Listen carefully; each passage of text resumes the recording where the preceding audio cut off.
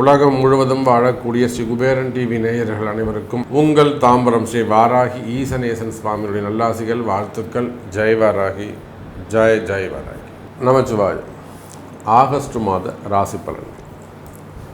இந்த ஆகஸ்ட் மாதத்தை பொறுத்தவரையிலும் முதல்ல கிரக அமைப்புகளை பார்த்துடுவோம். சூரிய பகவான் ஆட்சி பலம் பெறுகிறார். ஆகஸ்ட் 15ஆம் தேதியிலிருந்து கிட்டத்தட்ட ஒரு ஆகஸ்ட் 15ஆம் தேதியிலிருந்து சூரிய பகவான் நவநாயகர்களை தலைவனாக விளங்கக்கூடிய சூரியன் ஆட்சி பலம் பெறுகிறார். இது ஒரு மிகப்பெரிய நல்ல யோகம். ஏன்னா பொதுவாக சூரியன் நல்ல நிலைமையில் இருக்கணும், அஸ்தங்கமாகக்கூடாது, அல்லது வேறு ஏதாவது தீமையான ராகுவோட சேர்றது, செவ்வாயோட சேர்றது, இந்த மாதிரி சூரியன் கெட்டு போகாமல் இருக்கணும். அப்போ தான் அந்த மாதம் நமக்கு நல்லாயிருக்கும். அப்படி பார்க்கின்ற பொழுது இந்த ஆகஸ்ட் 15 தேதி கிட்ட சூரிய பகவான் ஆட்சி பலம் பெறுகிறார். ரெண்டாவது மிகப்பெரிய விஷயம் என்னன்னு கேட்டிங்கன்னா, செவ்வாய் பகவான் கன்னி ராசிக்கு போயிட்டார். இப்போ செவ்வாய் கேது ஒரு தொடர்பு இருந்து வருது. அதனால தான் அங்கங்கே நிறைய விபத்துக்கள் நம்ம பார்க்குறோம். இல்லை ஒரு ஸ்கூல் வேணும்னு அடிபட்டதுன்றோம். நார்த்து சைட்லேயும் ஒரு பெரிய விபத்து ஏற்பட்டிருக்கு, பாலம் உடைஞ்சு அப்படி சொல்லிட்டு. அப்போ இதெல்லாம் இந்த செவ்வாய் கேது தான் விபத்து, அல்லது செவ்வாய் ராகு விபத்து. அப்போது விபத்துக்கள் இனி குறையும். அது மாதிரி சின்ன சின்ன ஆக்சிடென்ட் நடந்தது, நான் கீழே வந்துட்ட சாமி, வண்டியில் போனேன், அங்கே எனக்கு வண்டியில் அடிபட்டுடுச்சு, ஸோ காரில் அடிபட்டுடுது, இது மாதிரிலாம் சொல்கிறாங்க இல்லையா. அப்போ விபத்துக்கள் குறையக்கூடிய மாதம். அதே போல் இந்த செவ்வாய் கன்னிராசியில் போய்ட்டு அவர் சஞ்சாரம் செய்ய போகிறார். இங்கே சூரியன் கேது தொடர்பு ஏற்பட போகிறது. மிகப்பெரிய வகையில் அரசியல் தலைவர்களுக்கெல்லாம் கூட ஒரு நல்ல மாற்றம், முன்னேற்றம் வரக்கூடிய மாதமாகவும் இது அமையப்போகுது. அதே போல் எப்பொழுதும் போல் சனி பகவான் வக்ரகதியில் இருக்கிறார்.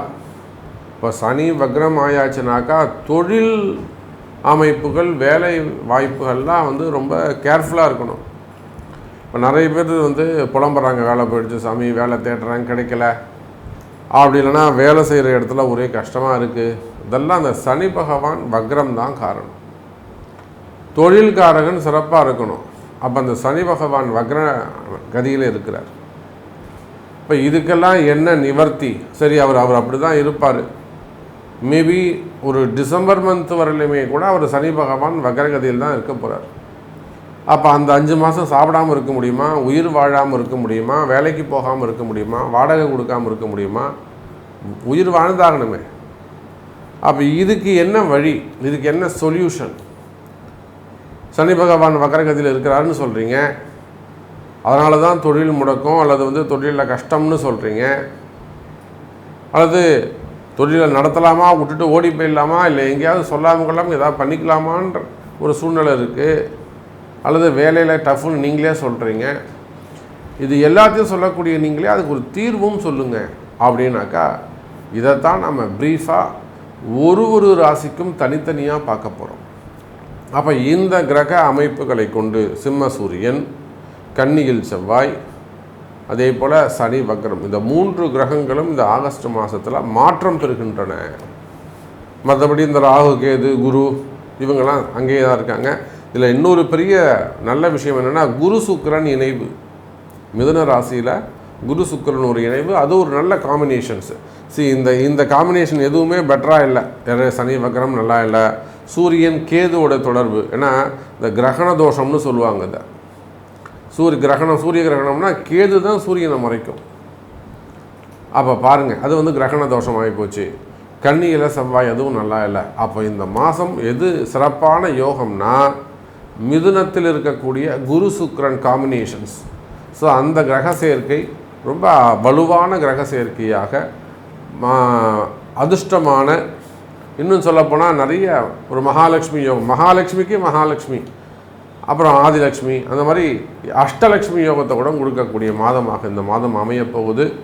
ஸோ உங்கள் கவலையெல்லாம் மறையக்கூடிய மாதமாகவும் இது அமையப்போகுது. வாருங்கள், உங்கள் ராசிக்கு என்ன நடக்குதுன்னு பார்த்துருவோம். அன்பார்ந்த சிம்ம ராசி அன்பர்களே, அற்புதமான கால நேரம் சார். நீண்ட நாட்களுக்கு பிறகு, கிட்டத்தட்ட 1 வருஷத்துக்கு பிறகு, ஆஃப்டர் 1 இயர், சிம்ம ராசி என்பர்களே, உங்கள் ராசிநாதன் சூரியன் ராசிக்கு வருகிறார். இது எவ்வளோ பெரிய அற்புதமான கால நேரம் தெரியுமா? ராசிநாதன் எங்கே வராருங்க? ராசிக்கு வருகிறார். ஆட்சி பலம் சூரியன் சார். மற்ற 8 பேரும் எப்படி போனாலும் பரவாயில்ல, சூரியன் ஒருத்தர் நல்லா இருந்துட்டாருன்னா அவனை மிகப்பெரிய ராஜாவாக்காமல் அந்த ஜாதகம் விடாது. ஒரு மிகப்பெரிய பதவி போஸ்டிங்கில் கொண்டு போய் சேரில் கொண்டு போய் அவனை உட்கார வைக்கும். அதுதான் சூரியனுடைய தன்மை. அதனால தான் அவர் தலைவர், தகப்பன், உயிர். பாருங்கள் என்னெல்லாம் சொல்கிறோம் பாருங்கள். வெறும் உடம்பு வந்து புண்ணியம் இல்லை, உயிர் இருக்கணும். உயிர் இருந்தால் தான் 4 இடத்த சுற்றி கித்தி பார்க்க முடியும், வாழ முடியும். அப்போ அதை போல் எல்லாவற்றுக்கும் உயர்ந்ததாக விளங்கக்கூடிய அந்த சூரியன் சிம்மராசி அன்பர்களே இந்த மாதம் ஆட்சி பலம் பெறுகிறார். மிகப்பெரிய சக்தி அவருக்கு கிடைக்குது. ஆனாலும் பாருங்கள், கிரகண தோஷம், கேதுவோடு இணைகிறார். இந்த மாதம் நீங்கள் ஏதேனும் ஆப்ரேஷன்ஸ் வச்சிருப்பீர்களே ஆனால், இந்த மாதம் நீங்கள் ஏதேனும் ஆப்ரேஷன்ஸ், அதாவது மெயினாக டெலிவரி, குழந்தை பிறக்கிறது, டெலிவரி நீங்கள் வச்சிருப்பீங்களே ஆனால் மிகுந்த எச்சரிக்கையாக நாள் குறிக்க வேண்டும். ஏன்னா இந்த கிரகண தோஷம் இருக்குது.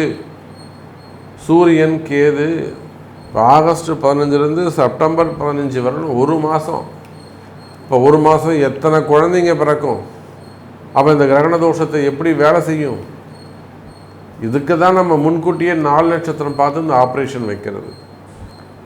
அப்போ டெலிவரி செய்யக்கூடிய தாய்மார்கள், பெற்றோர்கள், தாய் தகப்பன் முக்கியமாக ஒரு நல்ல நாள் பார்த்து, லக்னம் பார்த்து, இது 12ஆம் இடத்துக்கு வரா மாதிரி 6 to 12 மறையிற மாதிரி லக்னங்களை குறித்து அதுக்கு ஏற்ற மாதிரி குழந்தையை பெற்றெடுப்பது, நல்ல குழந்தையை, சத்தான குழந்தையை, யோகமான அதிர்ஷ்டமான ஜாதக அமைப்போடு குழந்தையை பெற்றெடுப்பது தாய் தகப்பனின் கடமை.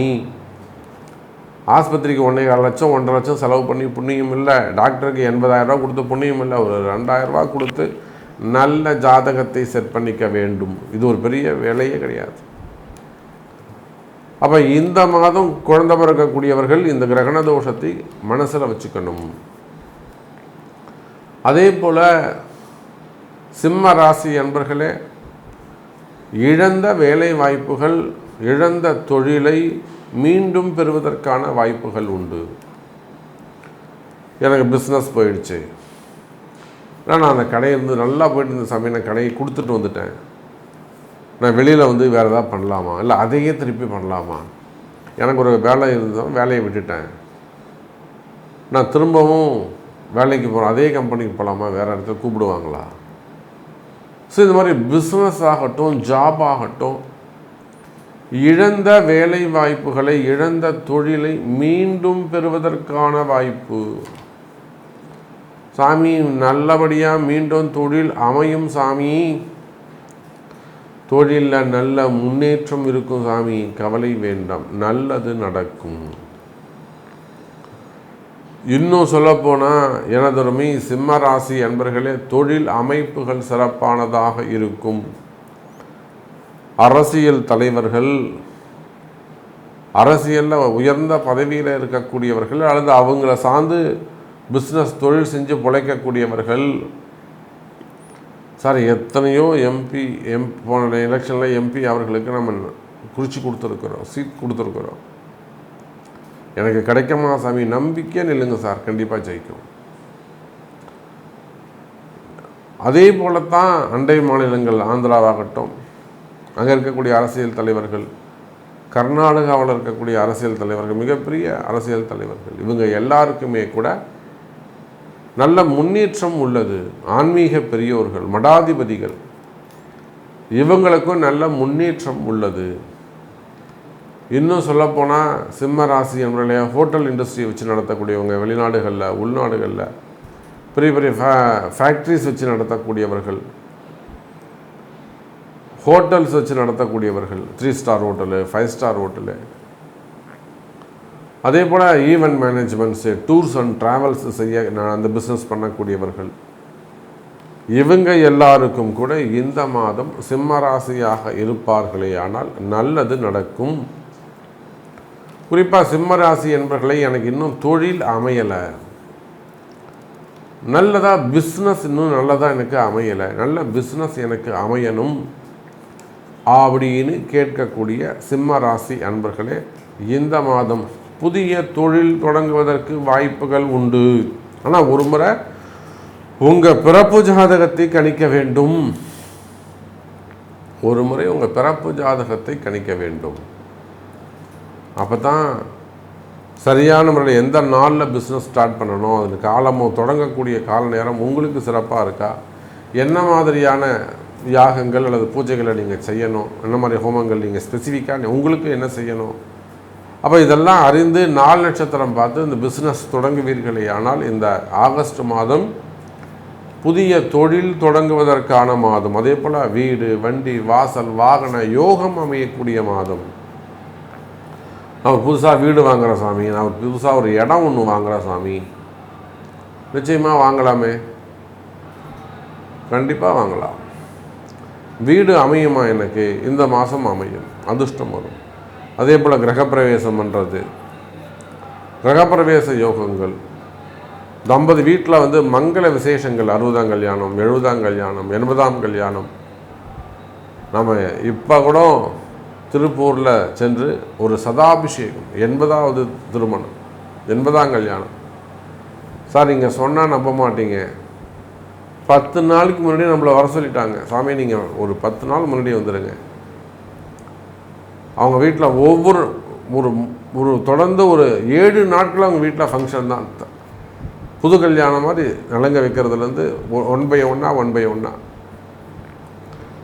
அப்போ வீட்டில் மங்கள விசேஷங்கள், 80ஆம் கல்யாணம், நிச்சயதார்த்தம், திருமணங்கள், நல்ல மங்கள ஓசை கேட்கும் மங்கள விசேஷங்கள் நடைபெறும்.